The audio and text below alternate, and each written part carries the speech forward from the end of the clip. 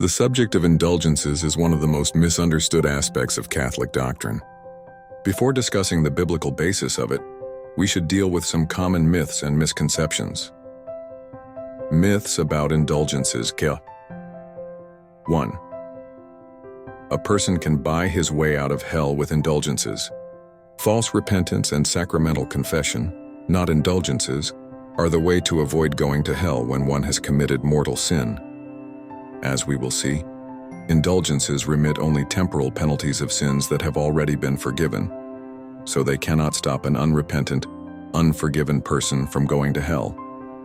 Once a person is in hell, no number of indulgences will get him out.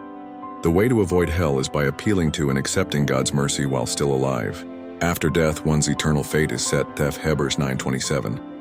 Myth 2. A person can buy indulgences for sins not yet committed. Again, false. The Church has always taught that indulgences do not apply to sins not yet committed. The Catholic Encyclopedia notes that an indulgence is not a permission to commit sin nor a pardon of future sin. Neither could be granted by any power. 1910 Eduminer SV. Indulgences. Myth 3. A person can buy forgiveness with indulgences. The definition of indulgences presupposes that forgiveness has already taken place. An indulgence is a remission before God of the temporal punishment due to sins whose guilt has already been forgiven. Indulgentiarum Doctrina, Norm 1. Indulgences in no way forgive sins. They deal only with temporal consequences that may be left after sins have been forgiven. Myth 4. Indulgences were invented to make money for the Church. Indulgences developed from reflection on the sacrament of reconciliation. They are a way of encouraging spiritual growth and lessening the temporal consequences that may remain when sins are forgiven.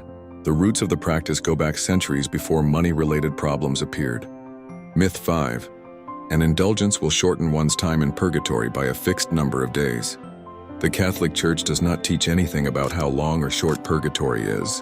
Indeed, from a temporal perspective, purgatory may be accomplished instantaneously, in the twinkling of an eye. 1 Corinthians 15:51-52.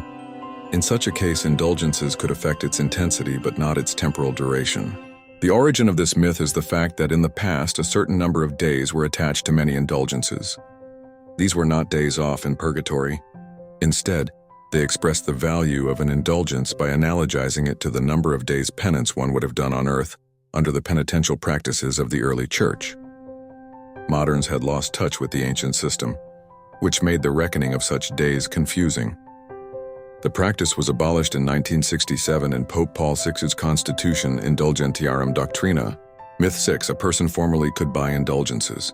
One never could buy indulgences. The financial scandal surrounding indulgences involved alms indulgences, in which the giving of alms to a charitable fund was used as the occasion to grant the indulgence.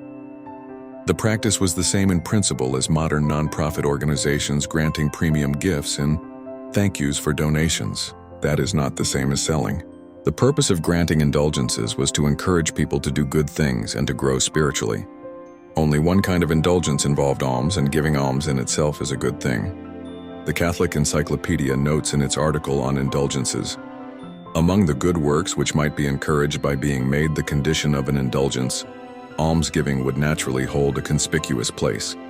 It is well to observe that in these purposes there is nothing essentially evil. To give money to God or to the poor is a praiseworthy act, and when it is done from right motives it will surely not go unrewarded. The Council of Trent instituted major reforms in the practice of granting indulgences, and because of prior abuses, in 1567, Pope Pius V had canceled all grants of indulgences involving any fees or other financial transactions. Catholic Encyclopedia, Indulgences. This act proved the Church's seriousness about removing abuses from indulgences.